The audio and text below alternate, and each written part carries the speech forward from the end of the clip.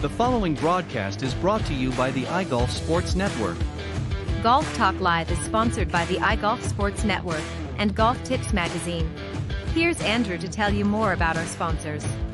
iGolf Sports is a live stream broadcast and media production company providing quality programming designed to attract the golfing enthusiast. And Golf Tips, the game's most in-depth instruction magazine, including reviews on the latest equipment, tips from top teaching professionals, all designed to help you improve from tee to green. Welcome to Golf Talk Live with your host, Ted Odorico. Join Ted each week as he speaks with some of the best in golf. This week's special guest will join us a bit later. But first up is another great discussion on Coach's Corner. So let's introduce tonight's Coach's Corner panel. Good evening, everybody, and welcome to Season 13 of Golf Talk Live. I'm your host, Ted Odorico. We've got a great show for you tonight. The Coach's Corner gang are off this week, but I'm super excited to welcome back my very good friend, golf fitness expert, Bob Forman. And once again, he joins me with some more great fitness tips.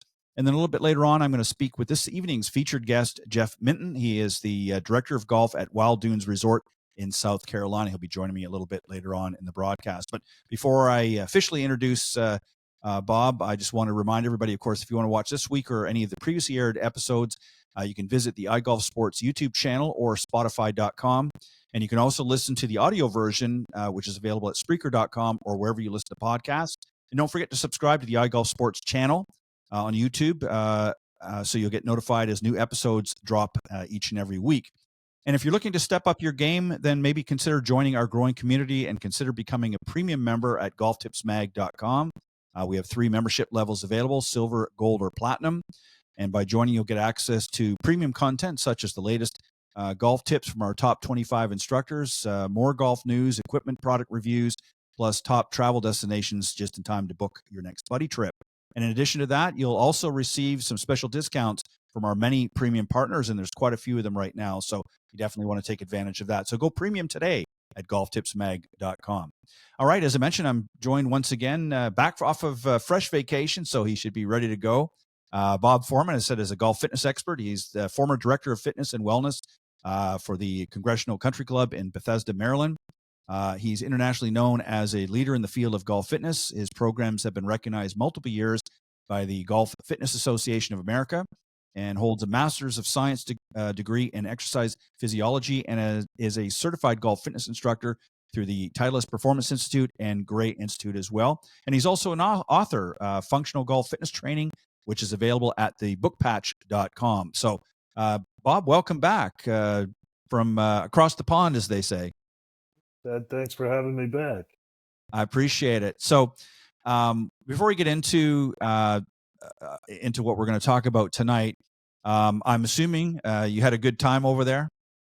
Oh, excellent time. Got to see all the highlights of Europe, and it was a whirlwind. We went through 7 cities in 14 days, 4 countries, but it was well worth it. Well, good stuff. So you're well rested and ready to jump right back into the show. So I'm glad you had a good time, and your other half as well had a good time. So that's the main thing. So as I mentioned, we're going to talk about the reverse spine. So this is what our discussion is going to be about tonight. So what I'm going to do is I'm going to get our video going here, because we've got a video that we're going to go through. So you can talk about some of the different things here. So as I'm getting things ready here, maybe if you just want to touch a little bit about what we're talking about when we refer to the reverse spine. So what are we talking about here? So here's a picture, obviously our first image here in the video. So you can talk about here. It looks self-explanatory, but maybe you could just give us a few points here on what we're looking at. Well, the reverse spine is a very common swing fault that you see in a lot of golfers, and it's one that you want to avoid because it will really kind of take away from your performance, as well as kind of set you up for potential low back injuries. Now, when we stand and address over the ball, for a right-handed golfer, you have your right hand lower on the club, which gets your spine angle, what's called your secondary spine angle.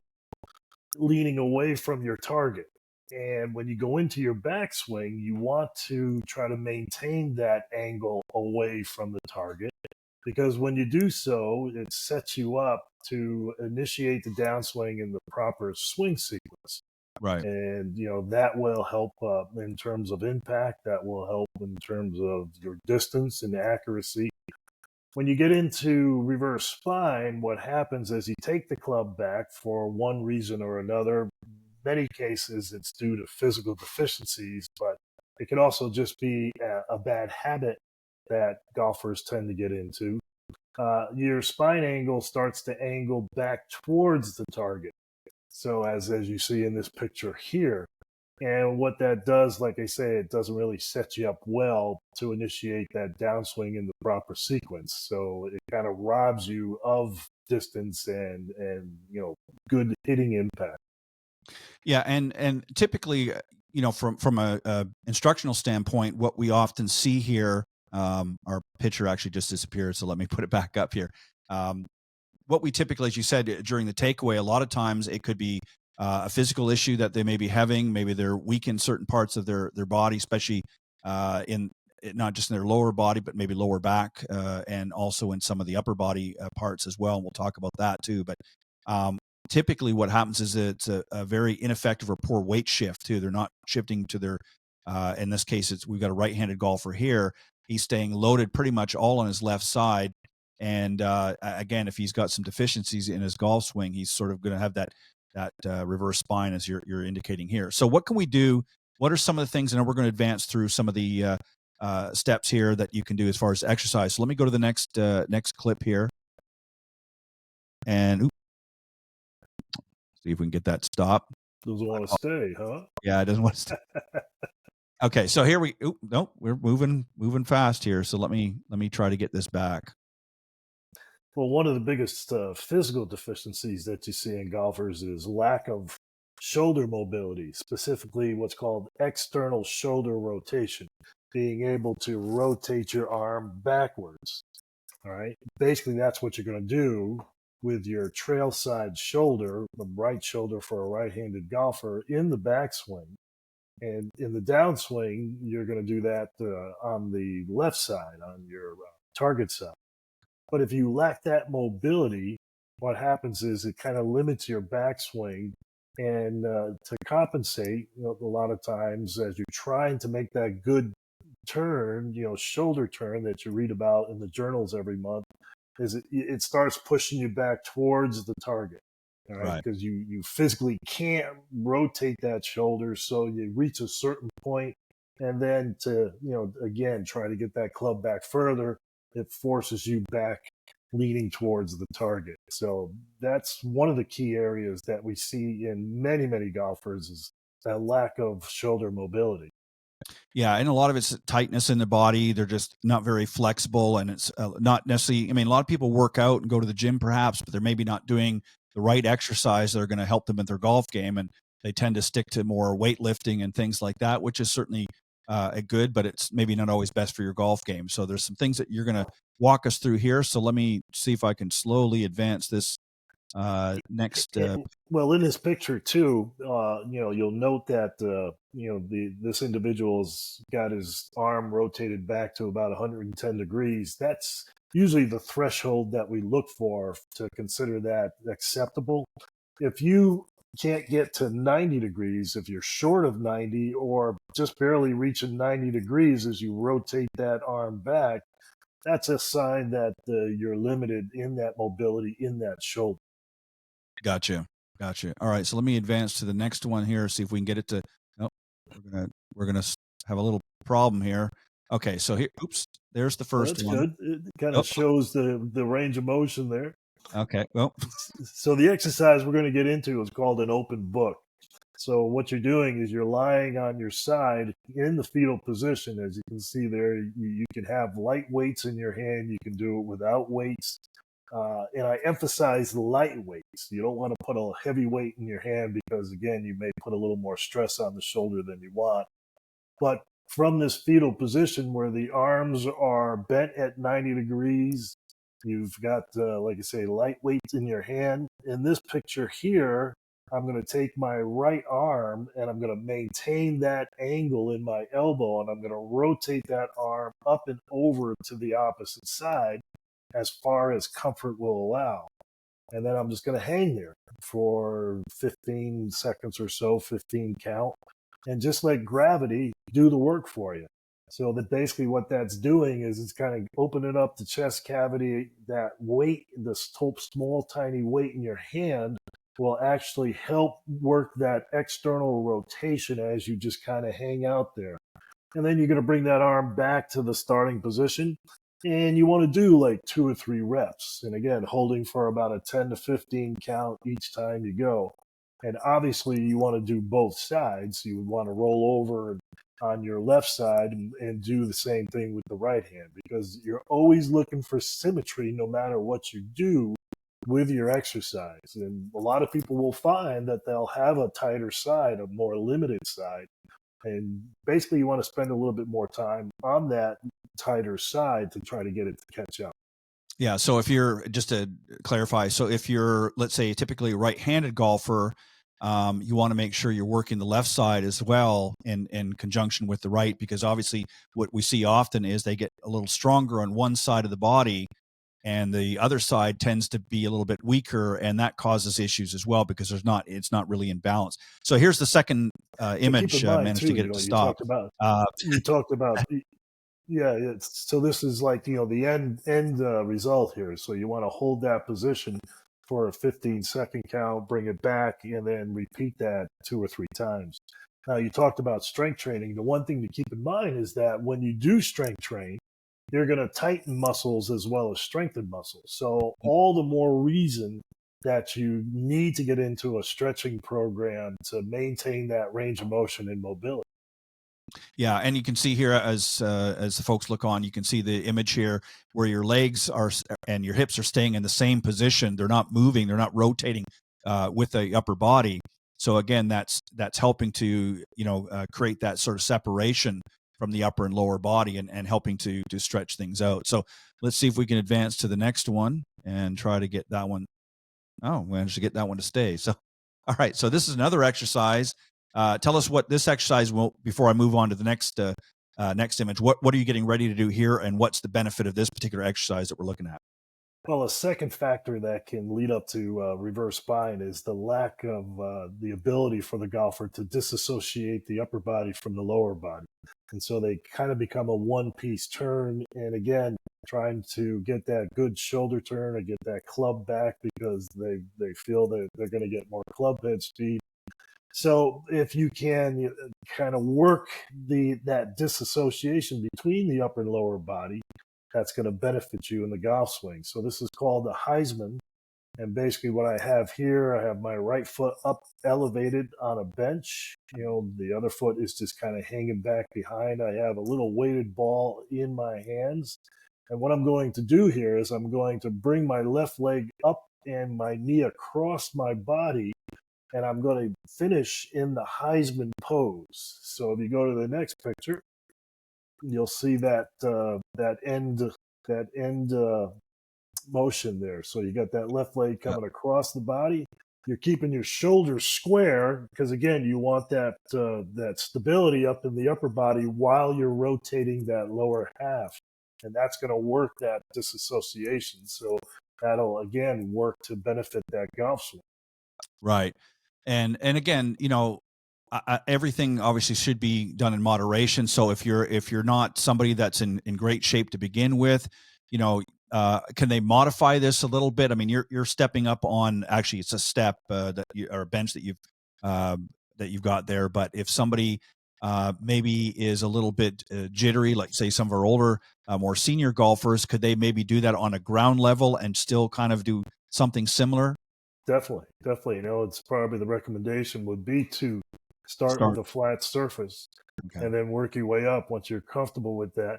And again, you're doing like 10 to 15 reps, and you're not going to hold that position for a very long period of time. You just kind of get up there for a split second and then come back down. So not only are you working that disassociation between the upper and lower body, but as soon as you start to elevate yourself, on a little bench step or something that'll elevate you up off the floor. It's also a great exercise to start working the quads and the glutes as well to help strengthen those as you work that range of motion. And it's a good balance exercise too. So you kind of get multiple benefits from this particular exercise.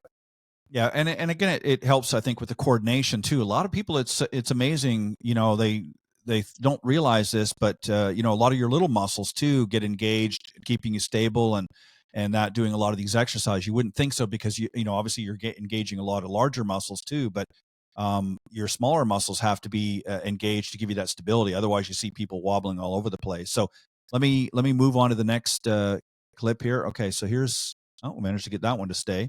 So here's another exercise that you're going to demonstrate here.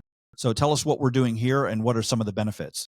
Okay, this is called a reach through. So we're isolating the mid back, the T-spine, thoracic spine area, where rotation needs to come from in the golf swing.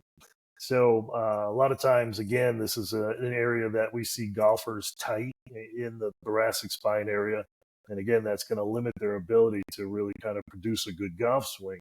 So from the all fours position, hands and knees, I'm keeping my left elbow locked as I'm taking my right hand and kind of reaching through between the left hand and the left knee until I feel that stretch in the back of my, in this particular case, right shoulder and mid-back area.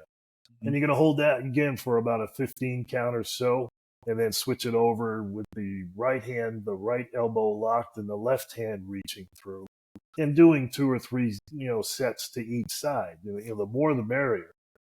You can also modify this stretch by actually bending the elbow and lowering the opposite shoulder towards the floor, which will give you more of a stretch in that mid-back area. But again, a very prominent area where golfers tend to lack range of motion and flexibility, which is going to impact their golf swing. Right, exactly. So let's move on to, I think we might have one more here. Nope, that's it. So what I wanted to ask you is, with the exercise that we showed, I know there's some others that you have talked about before. Typically, how long should people dedicate to this? Like how long should these exercises take on average? I mean, obviously everybody's going to be a little bit differently, but if you're done properly, I mean, you don't want to rush through them. As you said, you're doing multiple reps in that in many cases, and it's something that you can work up to. But typically, is this, a 15 to 20 minute exercise regime that they can do maybe a few times a week? Give us sort of the skinny on that.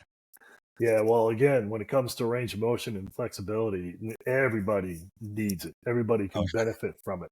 So, I mean, the more days per week you can do it, the better it's going to be. If you can only manage 5 to 10 minutes of stretching, do it. I mean, because you will feel a difference and it will make an impact, not only on the golf course, but off the golf course as well. I mean, a good thing to do is to get together with a golf fitness professional, go through an assessment. And this way, you can identify where your deficiencies are in terms of muscle tightness, muscle weakness, muscle imbalance. And this way you can dedicate a program to, those specific areas. So it's a better time consumed workout in that, you know exactly what you need to work on, and you can dedicate exercises to those areas. So that would be a great, recommendation. So if you wanted to, let's say, incorporate this, because people might go to the gym, and these are all exercises that could easily be done at the gym. So let's say if you had a regular workout, maybe 3 days a week, you could either alternate other days and do more of this, or you can add it in conjunction to other things that you're doing. But the biggest mistake and that's really what I was alluding to earlier, is we see a lot of people going to the gym, and it's good to get some cardio in there and all these other things, but they tend to just stick with the weights and they're not doing any of the stretching, and they get out there and they're stiff and they're tight.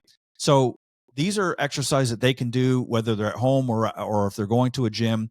But what about when they're at the golf course? I mean, people are not going to drop down on the grass and start doing some of these exercises. These are things that you're going to do elsewhere. But are there some things that they could do to help with this reverse spine at the golf course as they're getting ready to play? Maybe if they got a few minutes Is there anything they can do to help a little bit? Yeah, there's definitely exercises that you can do, and using your golf club. That's a great way to kind of work some of the muscle groups. One of the best stretches that I do personally, and that I recommend to golfers, is to take your golf club, hold it out in front of you, and start with the right palm up, left palm down on the golf club. And what you're going to do is, keeping your arms extended, is you're going to flip that golf club this way, right? So whatever hand is facing up, you're going to flip that club and then rotate to that same side. And that's going to really work that, mid back and posterior shoulder area. And again, hold for about a 10-15 count, come back, change the hand position, left palm up, right palm down, flip to the right and rotate right. But that's a really good one to do before the round and during the round, because you're going to tighten up as you're waiting to hit your next shot. So that's one of my favorites.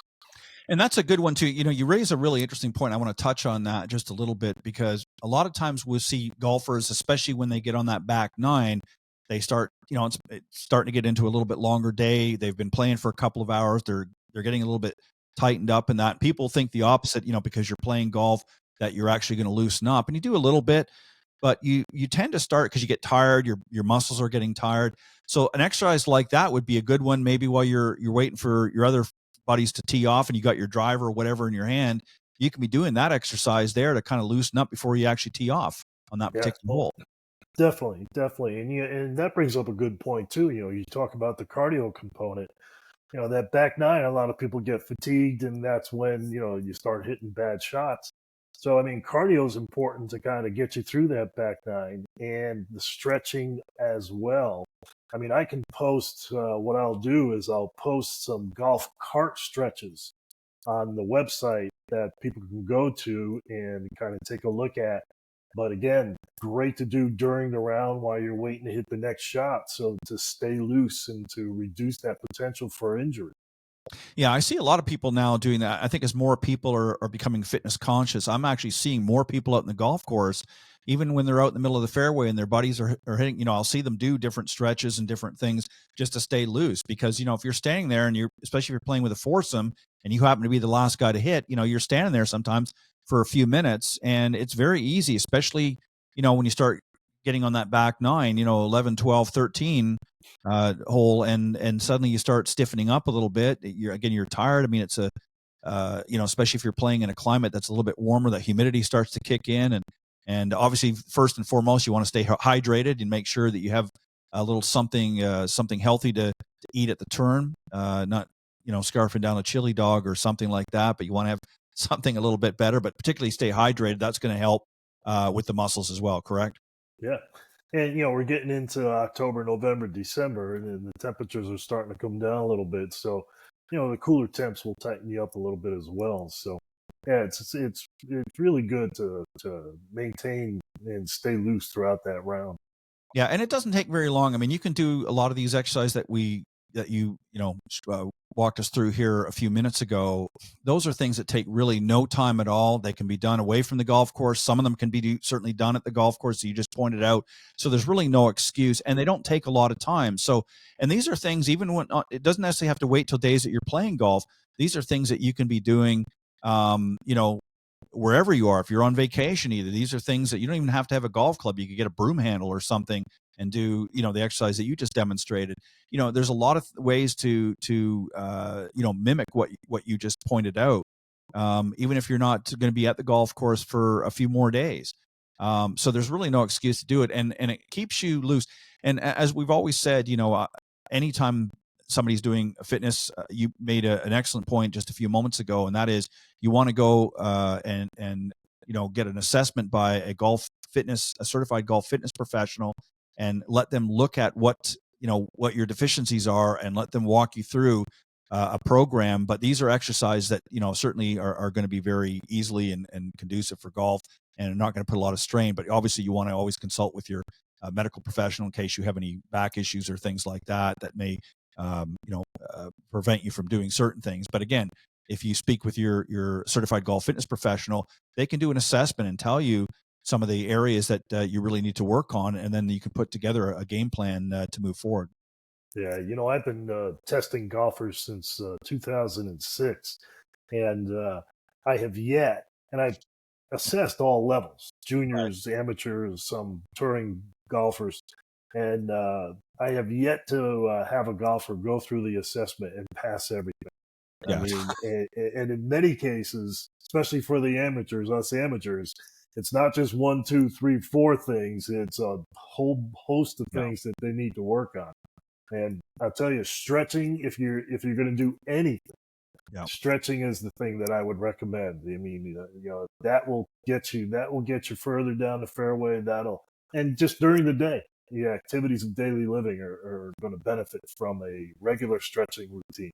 Well, you said raised some great points on an earlier segment in the season where you talked about the posture, and you talked about how, in today's, modern technology with computers and things like we're doing right now, doing this podcast, we're kind of hunched in front of the monitor and whatnot. Yeah, yeah, exactly. Got to be Mm. conscious of that. But when you're doing that, if your job involves that, it's very easy to kind of get those hunched over shoulders.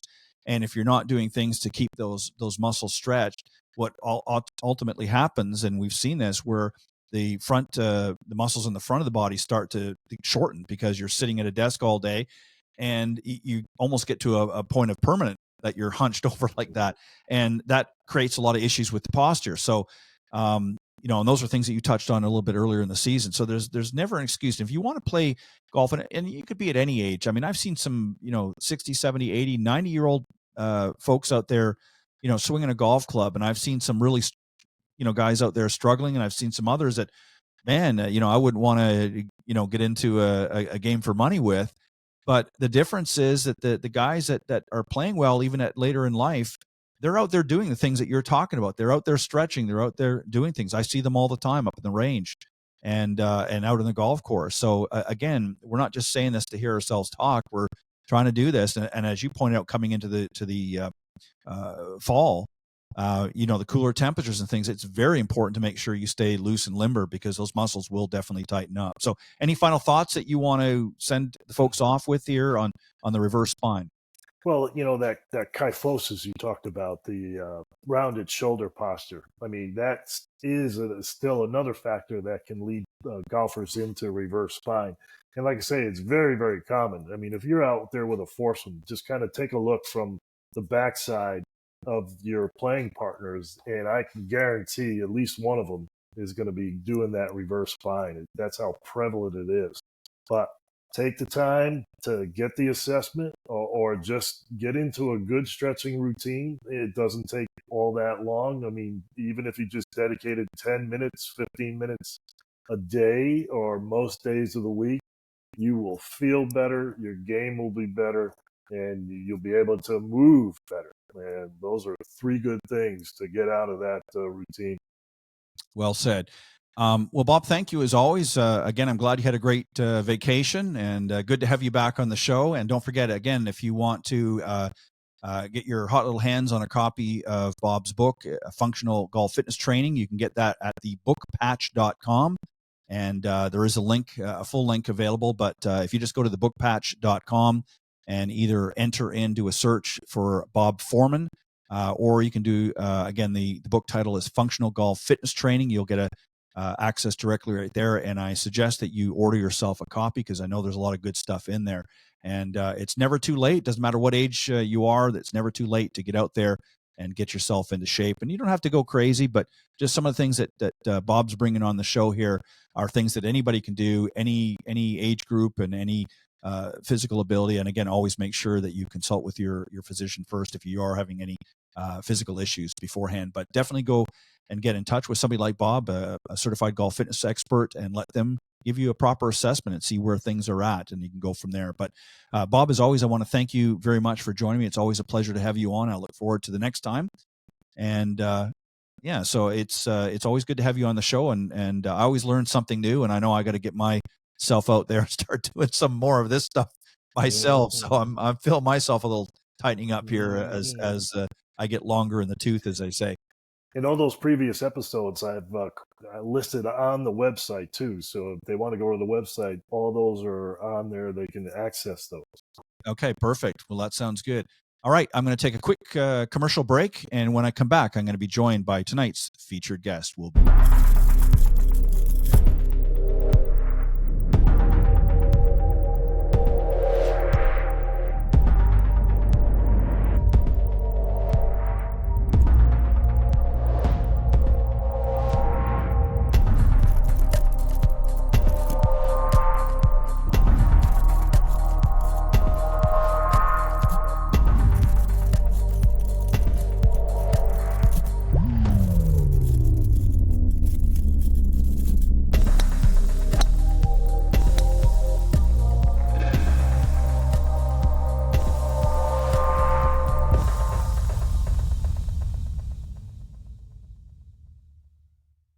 Improve your putting with the Alignment Ball Marker, a revolutionary new in-game putting alignment tool and ball marker. Its patented design allows you to reach your putt and adjust your alignment at the same time by using your putter, which improves your accuracy and makes the process of putting faster. 100% legal according to the USGA, by their definition, permitted under the rules of golf. Winner of Best New Product at the PGA Show and only $9.99 on Amazon. And it's also completely customizable for any golf event or as a promotional giveaway. Order at alignmentballmark.com. Welcome back, everybody, and I'm excited to have tonight's featured guest, Jeff Minton. He is the director of golf at Wild Dunes Resort in beautiful South Carolina, and I'm going to tell you a little bit about him, but don't forget to tune in each and every week here on Golf Talk Live. You can go to our iGolf Sports YouTube channel, and all of the previously aired shows, and including tonight's, will be there a little bit later on, but you can check them all out. If you missed some of the previous episodes, they're all up on our iGolf Sports YouTube channel.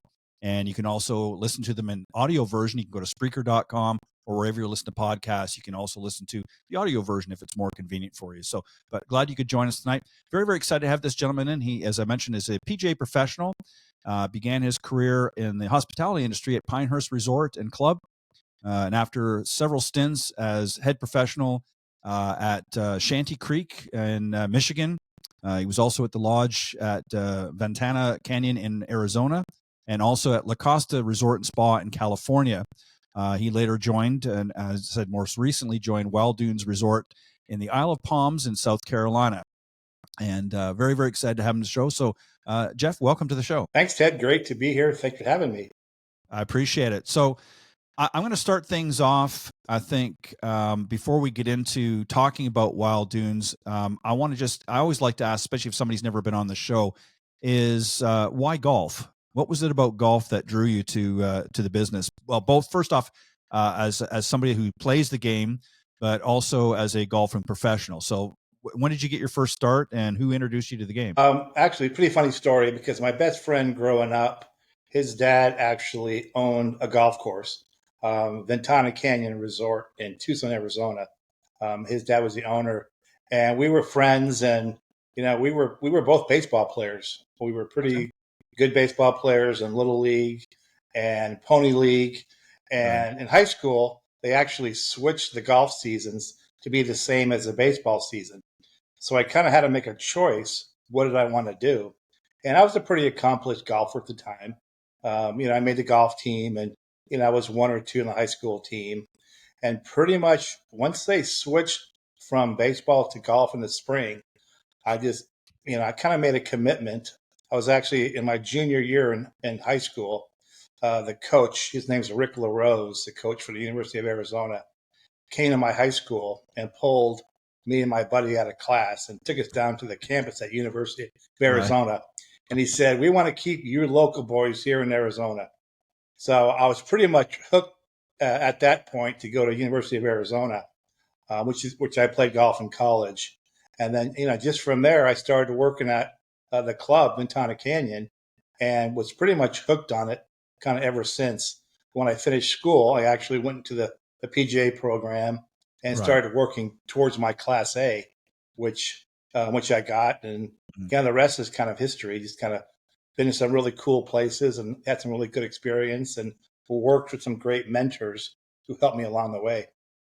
I think a lot of people, that got their start in golf have a very similar story. Some, started very, very young, and maybe it was their dad or another relative maybe got them into the game, and some took a similar journey as you did, where they started playing golf in school and were invited to play on a golf team at university, and then ultimately goes on to to other areas. What was it about the teaching side of the game that drew you to that? I mean, obviously you enjoyed playing the game, you enjoyed the competitiveness of golf, but what was it that what switch sort of flicked on inside and said, I think I'd like to do something else in the game in addition to playing, but I want to be able to do something and help others with their game? Yeah, teaching is a big part of it. I get a lot of satisfaction by making people hit it better. These are most people who take lessons are, they're pretty successful in their business. Sure. And it's pretty satisfying when you can help somebody, whether, get the ball in the air, hit it farther, make some putts. So every lesson that I ever got into, my goal was just to make the person happy, make sure they have fun playing golf. And, I always tell them, you're not going to get worse before you get better. You might hear that in golf. That's not how I want you to feel. I want you to enjoy it, and I want you to get better. And just making people's free time more enjoyable. And I think that's when I get done with the lesson and people are like, wow, I hit some balls I've never hit before. That's what got me hooked. And that's the satisfaction that I get from teaching. And I still do. I don't teach much anymore, Right. But when I do, it's very satisfying. Yeah, we're going to get into that because now you're in the position of director of golf, so you have a little bit different aspect of the game now that you're dealing with. But before we get into that, some of your duties as director of golf, what would you say is the most misunderstood aspect of the game by amateurs? As a professional who's been around the game for a while, what do most amateurs really kind of just don't get until they've come to see yourself or maybe some of the other pros working at Wild Dunes? What is it that they don't understand? I think a lot of it is, for the most part, golf's a game of misses. Yeah. So you're not going to hit every shot like right on the middle of your 7-iron and it's going to go 150. I think Ben Hogan probably said it the best. Golf is a game of misses. Mm-hmm. So I think people think that it's easier than it is, and they get frustrated when they hit one or two bad shots after a good one. And I'm like, this is the hardest sport you're going to ever play. So you have patience. You're going to get better. And our goal is to make your bad ones better, because that's how you improve. You're not going to hit them all great, but if your misses are findable and you have a decent short game, you can enjoy it. And again, the short game, spend as much time chipping and putting as you do hitting full shots on the driving range. I think, that's where you can make up the strokes the quickest. It's interesting that you say that, because it when you really look at golf, even some of the best players in the world, they were not necessarily the best ball strikers. They were not necessarily hitting it the straightest, but they could scramble very well. If you even look at Nicklaus could certainly hit some long balls, but he was not the best with his wedge game compared to other players. Even Tiger Woods sometimes would spray it off the tee, but they were able to recover very effectively. So having that short game and being able to dial it. Now, they were very accurate when it came to the short game, but other areas that they struggled with. And I think that's, sure. I think I agree with that. So you've now progressed to a much higher level of the game. You're now a director of golf at a very prestigious resort at Wild Dunes. What is your duties for those that don't understand what is, that obviously aren't in the golf business, but for the audience here, what does a director of golf do? What is your function now? And then I've got the other question I have for you is, what is the best part of what you do? Meaning, what is the best part of your job? What do you love the most about your job? You've kind of leaked that out a little bit a few moments ago. And what's the most challenging part of your job? So just give us an overview first off of what a director of golf typically does and day to day, and then give us your most challenging and your most rewarding part of that job. Yeah, absolutely. Well, you have the golf business and you have the business of golf. When you get to a position of a director or a general manager at a club, you're really focused on the business of golf, meaning you're analyzing the tee sheet, you're working on your retail, If you're involved in food and beverage, you're managing the food and beverage department and the cost of sales. So it's a little less operational as far as, the day-to-day T-sheet operation. Mhm. I want to say it's more strategic in Right. what you're thinking about day to day, whether it's forecasting, whether it's budgeting, whether it's working with the membership department and kind of coming up with ways to kind of grow that program.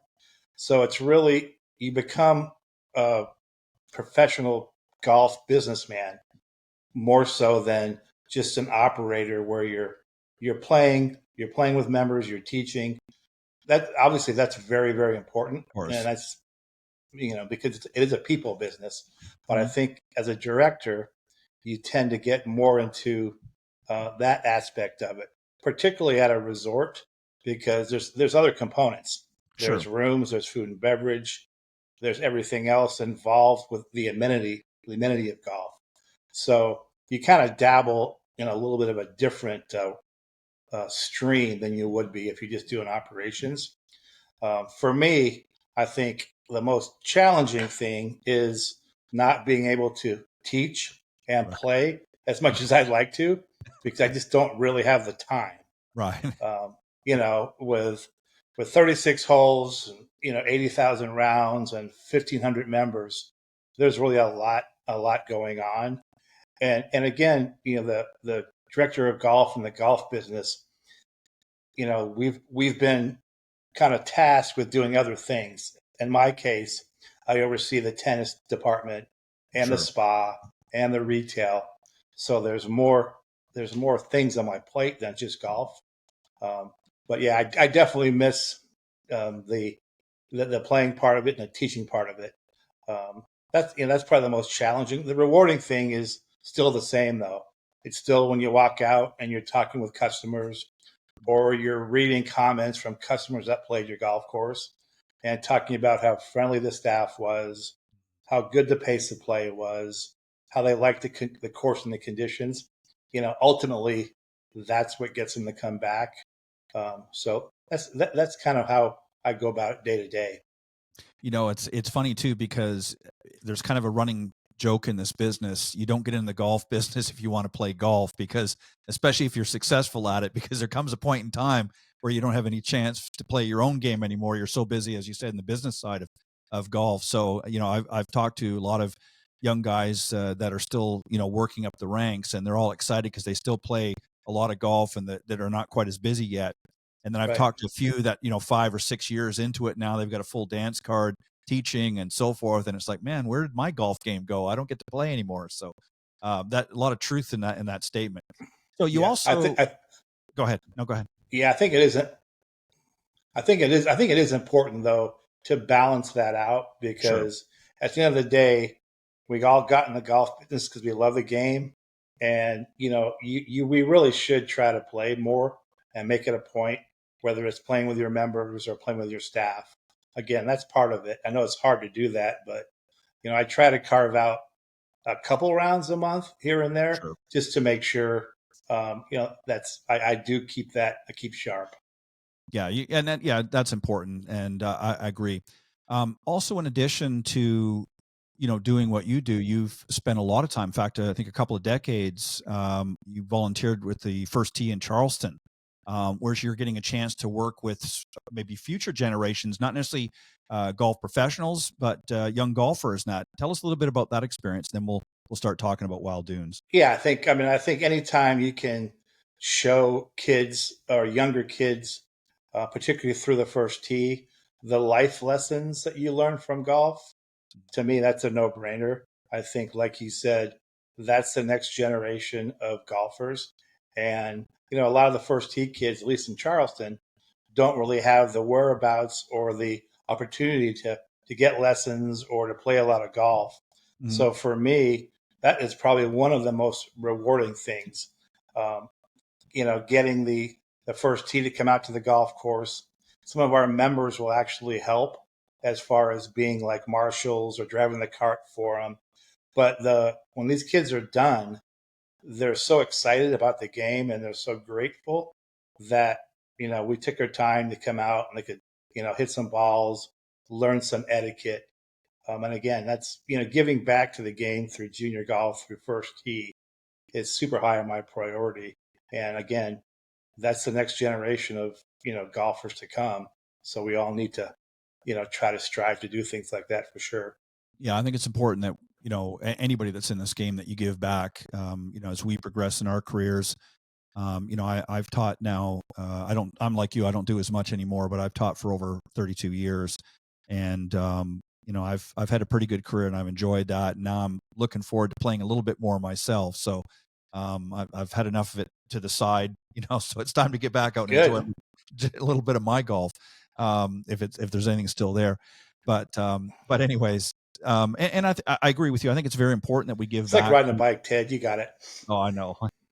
Yeah, I hear you. And this is the best time of the year too, when it's cooled down a little bit, because I'm in Florida, so I know what heat is like, just as you do in South Carolina. So it's nice to get a little of that fall temperature to ease things up a little bit. So let's talk about Wild Dunes. Wild Dunes obviously has been around for a number of years. And of course, you've got a couple of Tom Fazio course. You got the Seaside course, and then the Harbor course as well. Tell us a little bit about each of them. And I know there's been some renovations and updates that have gone on over the last while, so you can share that as well. But just give us kind of an overview of the courses. So the Links is Fazio's favorite course. It's his only Seaside course, but it's still his favorite golf course. Tell us a little bit about that, what people can experience playing that course. Interesting enough, that was Tom Fazio's first solo design. Yes. When he went out on his own. And the piece of property that he had in Charleston, which is referred to as the Low Country, it's pretty amazing because there's a lot of elevation and on the links course. So the name links course isn't actually 100% what the golf course is. Right. There are some sand dunes that are 70 feet above sea level. Sure. And it's a little bit of a parkland course. Obviously, there are some holes 16, 17, 18 that finish on the Atlantic, which are really special. Mm-hmm. But again, the links course is it's a par 70 at this point. One of our holes, the 18th hole, which is on the ocean, we've unfortunately a few storms we've had made us convert that from a par 5 to a par 3 for now. So it's a par 70. That course was renovated in 2015. Yep. So about 10 years ago, a similar renovation to the Harbor course. Just like anything, the infrastructure needs to be replaced. The greens over time had gotten smaller. The tee boxes back in the 80s when they built it, people weren't doing 40,000 rounds on a golf course. So, right. The tees were enlarged. The greens were enlarged. The irrigation systems now are so much more advanced. Mm-hmm. You can water more efficiently.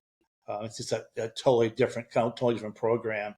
I think one thing with the links course is when people play it, every day it's a different experience, particularly being on the coast.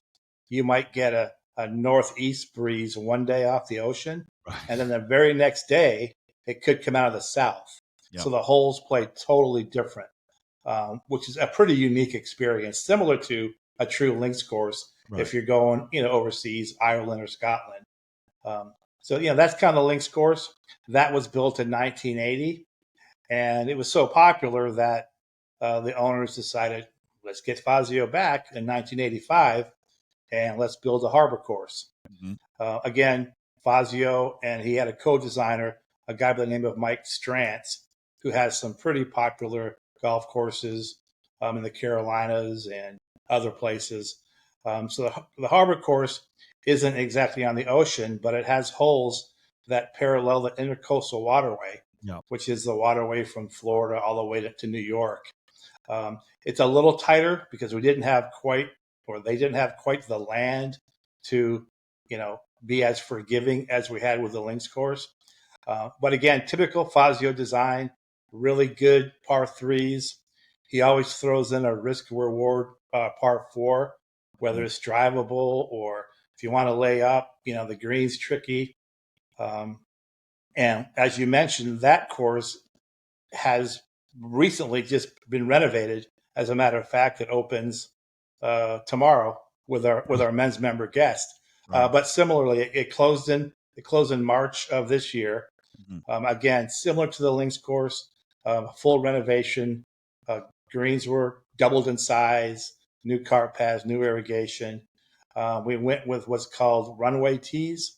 So you have one kind of big teeing area, which makes it a lot easier to mow, and you have a lot more teeing space. And again, the harbor course had been the original irrigation, the original greens for 40 years. So obviously, it was time to improve the infrastructure. So again, Fazio and his team were very involved with the design. Troon Golf was also a partner in helping consult with the project. And again, it couldn't be more happy to see what it does. And I'm super excited to see what golfers are going to say when they play it, because although the bones are the same, with the new greens and the new turf on the greens, the better irrigation, it's just going to really be a game changer, for Wild Dunes. Now we have two really good, excellent Fazio golf courses that are, going to be in good shape for a long time. Well, and I think with the changes too, it gives you a little different perspective in your play. With the greens being a little bit bigger, you have more areas to, to consider depending on where the pins cut and that. Where sometimes the older courses that had smaller, tighter Correct. greens, you didn't have a lot of areas, especially if you had some hazards or something nearby. No. So yeah. I'm not going to name names, but there's some still out there that are a little dodgy. But so especially, and it's important for. Oh yeah, we had some greens that were the size. We had some greens that were the size of a Volkswagen. I'll tell you. So again, even though the actual corridors of the fairways haven't gotten wider, but you mentioned it. Just by seeing a larger green and having a bigger tee space, the perception is, oh wow, I can hit a green now. I might not be able to two-putt, but at least it actually appears to be more open.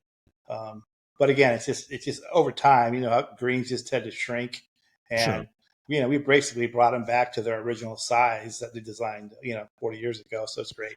Well, and I think, in this day and age, as you and I both know, golf is a difficult game. It's challenging. It's tough. And I think the more people that have come to the game, I mean, we saw a big influx of people, through the pandemic. Golf was one of the fortunate groups of businesses that were able to stay open through that. And there was a lot of new people that had never played the game before. So, they're coming to the game. It's challenging enough. So anything that you can do as a resort to make it more, not just aesthetically appealing, by, giving the courses, for lack of better words, a facelift. I know there's more to it than that, but generally, that's some of what's happening. But to make it more forgiving a little bit too, still challenging at times, but also more forgiving. That helps those that are newer to the game say, hey, I want to come and play this because I know I have a chance. It's, they're not playing something so challenging and so difficult that they can't, give a good run at it. So I think it's very important and very smart that you guys, jumped on that as well. What would you say from a playing perspective, if you were being a caddy to one of the players walking around or driving around that course? And you could pick either course. If you want to start with Seaside, that's fine. What would you advise them on how they should best approach that? And you can pick whatever level of player you want. The reason I'm asking you is I just want to get a sort of a flavor. If you were advising somebody as their caddy, what would you want them to look for? What would you want them to get the best experience out of it? 100%. Starting with the Seaside course or the links course, again, the distance isn't all that important. So if it's a better player, I would say, all right, maybe there's 4 or 5 holes where you can bust your driver. It's a par 4, you might be reachable. Sure. But there's a lot of holes where you're better off being a little more strategic and placing it in an area where the next shot to the green is going to be a little bit easier for you. At the links course, most of the trouble is long. So I would tell people, whatever you do, don't go long, because Right. it's going to be really hard to get up and down. Right. Again, it's also at sea level. It's also at sea level, and the wind always changes. So nobody ever takes enough club. Yeah. That could be anywhere people play. Sure. The amateurs tend to always underclub themselves. Yeah. But, on the links course, it would be a little more strategic off the tee. Try to, see where the pin's at, and it'd be like, all right, maybe a 3-wood to the left side of the fairway will give you a better shot into the pin. And again, at both courses, particularly now with the Harbor course being redone, the greens are probably the most trickiest of the courses because of the undulations. Right. And, because of the slopes, you can't really see them because you think you're in the low country and there's not a lot of elevation. Right. Particularly the Harbor course, it's pretty narrow. Yeah. So, most everybody, and I would also tell people, like you just said, play the tees that you're comfortable with. Yeah. If you're play it all the way forward, Yeah. if you're not a long hitter, have fun. I want you to hit a par 4 and 2. So don't play from the back tees or don't play from the white tees. We have a little sign at the first tee that kind of gives people, based on their average score of their handicap, what tees we recommend, just to have more fun. It also helps speed of play to get people playing the Sure. right tees. But I think playing the right tees, not always hitting it as far as you can. Try to keep it in play, and just kind of go from there. And particularly, at Wild Dunes, long is typically not a good thing to be. Well, and I think, you want, again, because you are a resort, you want people to come and have a good, obviously you have members and things like that are more familiar with the surroundings. So they already kind of know most of that. But when you have groups coming in to enjoy the resort that maybe have never played there before, you want them to have a really good feel of what to expect and what some of the challenges might be when they're out there. So I think it's important, to sort of put that out there. And I know there's a lot of other things. You've got the Sweetgrass Inn. You've got some great accommodations. Maybe you could touch a little bit on those as well. And then we'll talk about the many, and I mean many options, dining options that you guys have available at the resort as well. So talk about the Sweetgrass Inn and some of the other accommodations that people will find when they book to stay at Wild Dunes. Yeah, so the Sweetgrass Inn is our newest accommodations. It's a little over 200 rooms, strictly a hotel product. Mm-hmm. It was built in 2021 when it opened. So that's probably our most high end product. It's the newest. Below the Sweetgrass Inn, the next product we have is called the Boardwalk Inn. The Boardwalk Inn is kind of more of a cozy, older school traditional hotel. It's a little darker wood. The bar is really cool. It has a nice, good experience with it, and it's on the boardwalk, which leads you out to the ocean. Behind it. Right. Each hotel has its own pool. We have 5 pools on property. So the Sweetgrass Inn, it's a little more kid friendly. It has like the zero gravity pool, the splash pad, hot tub. The Boardwalk Inn it's kind of a more of I don't want to say it's an adult hotel, but we have adult only pool to Boardwalk Inn. And it's just a little different feel. And the third option we have is it's the residences at Sweetgrass. So these are 1 and 2 bedroom condos that are really popular for groups like golf groups, 8 or 12 guys who are coming to the property and they want to kind of be in close quarters, not in individual hotel rooms. So they can get like a 3 bedroom that can sleep, 6, 7, or 8 guys pretty easily. So they're all together. And the good news is all 3 of the accommodations are in the core of the resort, right, where all the activity is. Mm-hmm. It's close to the harbor course. It's close to the pool. It's close to the dining options you mentioned. So it really depends on what people are looking for. If you're coming with your family, you want a little more room, the residence would be a great option for you. If you're doing a staycation or anniversary trip, the Boardwalk Inn or the Sweetgrass are really good options. So it's pretty much something for everybody. Right. There's even homes for rent on the island, um, anywhere from a 5-bedroom to an 11-bedroom home for Wow. people to rent. So pretty much all different types of accommodations are available, at Wild Dunes. Yeah, and again, that's important. You want to be comfortable when you're there, and especially if you're up playing some golf. And I mentioned, obviously you don't have to go through them all, but you obviously have a lot of dining options as well. One of the nice things about in around the Charleston area and in the southern parts of the United States is some fine cuisine, and I know that you guys offer plenty of that southern charm, if you will, Mm-hmm. at Wild Dunes. So maybe you could just touch on a few of the experiences that they may have visiting when it comes to dining. Yeah, good point. We have a lot of options. You don't necessarily really have to even leave the resort. Mhm. Although, as you mentioned, Charleston has a pretty good reputation for being a great foodie town.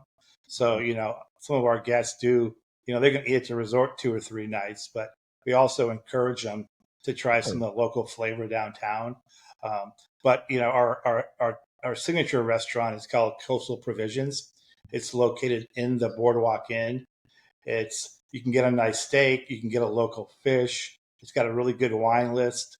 That's kind of more of a fine dining experience. Mhm. We also have in the Sweetgrass Inn in the lobby a restaurant called the Oyster Catcher. Yeah. It's available for breakfast and for dinner, and the name pretty much can tell you a little bit about it. Great oysters, great southern seafood. They got awesome hush puppies. There's a bar right there as well, so it's a little bit more casual option. Um, Obviously, at a resort, we have a great pizza joint called Coastal Crust. You can go in there and get a fired oven pizza, some local draft beers, and again at the golf courses down at the links course, we have the 19th hole is called Huey's. A little more casual dining, more of a clubhouse type menu with Right. burgers, club sandwiches, salads. Um, on Down by the beach, there's beachside burgers again, which is kind of like your typical pool/beach bar. A lot of fun drinks that are made in blenders. Again, burgers, chicken nuggets for the kids.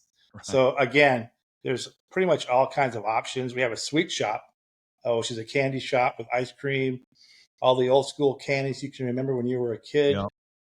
And our families who come there for the summer love that. So again, plenty to do to stay on the resort for sure. You really won't get bored with our menu options. Yeah, and thank you for making me hungry with all those great I know.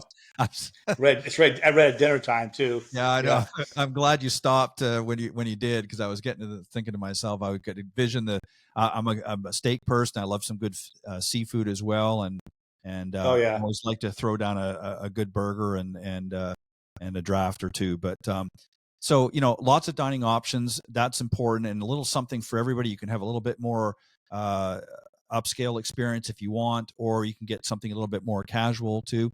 Obviously, it's a very family-friendly resort with a lot of things, which is important as well, because not everybody's that's coming to the resort may even necessarily want to golf. So I know you have a spa there as well. So there are other things that go on in the resort that people can enjoy, other activities. You mentioned some sports earlier. So for those that maybe come with a family, there's some things for them to do. Maybe you could touch a little bit on that. Yeah, absolutely. So we have a full recreation program, which kind of caters towards family. We have an area where we offer bingo on the plaza at night. In the summertime, we do movies on the amphitheater. We have crafts all throughout the day. So, if mom or dad are playing golf or going to the spa, there's a place where the kids can go and be entertained for 2, 3, or 4 hours for sure. Plus, we have like 7 resort pools. We have a lap pool that's heated. We have 2 beach pools. I talked about the zero gravity and the kids pool. Um, we also have a fantastic tennis program. It's one of the top in the country. We have 12 hard true tennis courts, which is basically clay court. And of course, it wouldn't be a resort without pickleball. Of course. So we now have 6 pickleball courts it's all the craze. Yeah. It's, once we built those 6 courts, they're pretty much busy all the time. And you mentioned the spa, beautiful spa at Sweetgrass, 14 treatment rooms. we're really focused on wellness. So there's fitness centers, there's yoga classes, and again, there's always the beach.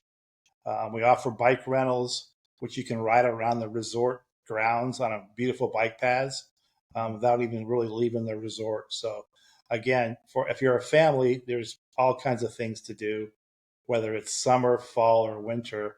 We always try to program it so families find something to do other than golf. Is there other entertainment that comes to the resort? Like, do you have? I mean, you mentioned about that you had the amphitheater and that where there's movies available. Do you have musical entertainment that comes at certain times of the year to the resort that gets people a little bit more festive as well? Is that something that you guys have available at the resort? Yeah, pretty much every night, particularly in the summer, and it's most popular down at the Grand Pavilion.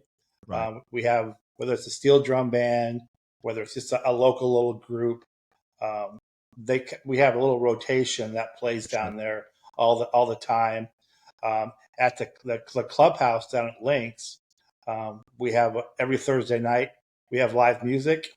There's trivia on Wednesday nights, so there's all kinds of entertainment, and we have fire pits. So when it gets a little cooler, it gets dark early. We got a couple of fire pits where we do s'mores but obviously a lot of entertainment, particularly in the summer months for sure. Who has been again? It's a resort, so it's again family friendly. Are you seeing over the last few years? Are you seeing a trend one way or the other as far as guests? Is it pretty much the status quo where it's pretty predominantly family coming into the resorts, or are you seeing, as an example, are you seeing more women's groups coming in, like maybe foursomes of women coming in and playing? Typically like the guys have done for many years. Are you seeing more of an increase in that area as well? And do you guys have any sort of leagues that go on throughout the season as well? And I'm talking about golf primarily, but yeah, for sure. Yeah, from a women's standpoint, you mentioned it. That's women are one of the fastest growing segments in the game. So we are certainly seeing a lot more groups of 4, 8, and 12 women who are coming together, staying at the resort, maybe doing a clinic in the morning and then playing 18 holes in the afternoon and then going to the spa. Wild Dunes is kind of unique because we have kind of like 3 seasons. You have the spring season, which is really where you have your golf groups, whether it's guys trips or, as you mentioned now, women's trips. We have a lot of meeting space, so we get a lot of corporate groups in the spring. And then in the summertime, it's more of a family resort. So people come for their week-long vacation. Right. So they'll hang out at the beach during the day. And we offer a really cool program in the afternoons. So kids play free with a paying adult. So they might go to the beach all day and, maybe a mom plays or maybe she doesn't, but they can come out as a family and go out at 4 or 5 o'clock. Yep. Kids are playing free. It stays light until 8. Yeah, so they're enjoying an awesome time of golf at really no pressure. There's nobody really pushing them. Mm-hmm. But there's definitely been a trend since COVID. There's been a trend in more family vacations and more family friendly options. You can pretty much count on the summertime. The tee sheets are going to be full from like 4 to 6, which is great because we want them out there. And again, same with the women's groups. So, we're also a private club, so we don't have a lot of particular leagues, but we'll have a 9 and wine event where, and it's kind of geared towards the women. They can come out. That's a really casual, play 9 holes. Every third hole, we have a wine vendor pairing wine with cheese. It's a really cool event. That's a 6-hour. I join into that one. Yeah, it's a 6-hour 9 holes. Yeah, and then when they come back, they feel no pain for sure. So probably don't remember their scores either. The whole idea is fun. Yeah, no, exactly. Yeah, we don't even keep score in that event. But we also are in a pretty local area, so we do have a lot of local. We have a kind of a rewards program. If you're a local, you can download the Wild Dunes app, and for every round you spend, you get points. Sure. And just like a credit card or an airline credit card, the more points you get, you can redeem it towards free rounds or discounts or merchandise. So, we appreciate the locals, and that's kind of our reward program we had for them. It's been pretty popular. And, particularly now that the harbor's open, it was a little tougher the last year with one golf course Sure. with the members and the resort guests. So we had to be, we weren't quite as available. But now with the harbor course reopening, I expect to see a lot more locals who take advantage of the rewards in the Wild Dunes app. Yeah, and that's a great perk to have and to be able to offer to the locals, because again, that gets the numbers up, gets people coming out, and it gives them a little something in return. When they're spending money at the resort, and say, hey, I'm getting, after so much, I'm getting a free round, or I'm getting discounts, or whatever the case may be, or as you said, off merchandise too. So, it gives them a way of almost an incentive to earn those points as well. And especially if they're enjoying their experiences there, then that's something they're going to pass around to others in the area and visitors and so forth. So I think that's a great idea. I want to finish. Wild Dunes are the go ahead. No, please go ahead. Yeah, I would say Wild Dunes is a great place for a staycation. Yeah. You can be in Mount Pleasant or Charleston, and you drive 10 minutes and you're on a little island at Wild Dunes, and you feel like you've gone, somewhere miles apart. So we do a lot of staycations, and we promote that to our locals, which again, helps the golf courses, the restaurants, and you're not having to drive or, fly forever to get some R&R. Yeah, and you're right on the water too, for the most part. So I mean, you can't beat that. You got some beachfront property. Everybody likes going to the beach. So I wanted to finish off as we get ready to wrap 100%. up. Yeah, exactly. I wanted to finish off and let you talk a little bit about the instructional side of golf. What do you have to offer there? A little bit. Do you have an academy? And maybe you could touch on a little bit about that if people are looking to tune up their game. What types of things do you guys have to offer at Wild Dunes? We pretty much have the whole gamut, whether it's in search of the perfect swing video analysis. We have group lessons, whether it's 2, 4, 6. We can pretty much customize any type of group you can have. We offer playing lessons, typically later in the day, kind of based on the person's ability. You don't want to go on a playing lesson at 10 o'clock on a Friday. So we kind of work that, out with each individual person. Right. We don't have a golf school per se, although we've always created customized schools. If somebody wants a family lesson where they have all 4 family members, we'll do an hour of chipping and putting and an hour of full swing. We videotape them, maybe go out and play 3 or 4 holes. Which people really like. And of course, you can always get, an individual lesson with any of the pros. We have a director of instruction. Our head pro teaches. And if somebody really twists my arm, I'll go back out there again and, watch them hit some slices. Right, exactly. The only slices you want at Wild Dunes is one of those pizza slices is what you want to get. But 100%. Yeah. Well, Jeff, I want to thank you very much for coming on. It's always interesting to learn about new places that for those that maybe are not familiar with Wild Dunes. And I'm going to give you that website. It's wilddunesresort.com is their website. You can go and hear all of what we talked about here on the show and a lot more information on there. And you can reach out if you want, if you have questions, or for those of you who've never visited the resort, you can certainly get a lot of information there, but you can also reach out to their very accomplished team at the other end to help guide you through and navigate for whether it's a staycation or whether you're planning a little bit longer vacation. Wild Dunes Resort is definitely a place you want to go to. A lot of great stuff there. So again, go to wilddunesresort.com. I want to thank my very special guest earlier, Bob Forman, our golf fitness expert. Thank you, Bob, for coming on and helping us deal with the reverse spine from a physical standpoint. That's something that a lot of golfers struggle with. So we're glad that Bob was able to come on. And of course, my very special featured guest of the evening, Jeff Minton, Director of Golf at Wild Dunes Resort. Thank you, Jeff, again for joining us. And for those of you tuning into the broadcast, again, go to our Golf Sports YouTube channel. You can catch all of the shows, including tonight's will be there shortly. And if you want to listen to the audio version, you can go to Spreaker.com. Wherever you listen to podcasts, they'll be available there as well. But on that note, again, thank you to all of my guests this evening, and I will see you next week right here on Golf Talk Live. God bless everybody, and have a great weekend.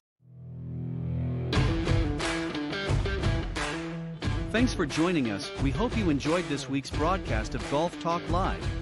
We'd like to thank this week's Coach's Corner panel, and a special thank you to tonight's guest. Remember to join Ted every Thursday from 6 to 8 p.m. Central on Golf Talk Live. And be sure to follow Ted on Facebook, Twitter, and Instagram. If you're interested in being a guest on Golf Talk Live, send Ted an email at ted.golftalklive@gmail.com. This has been a production of the iGolf Sports Network.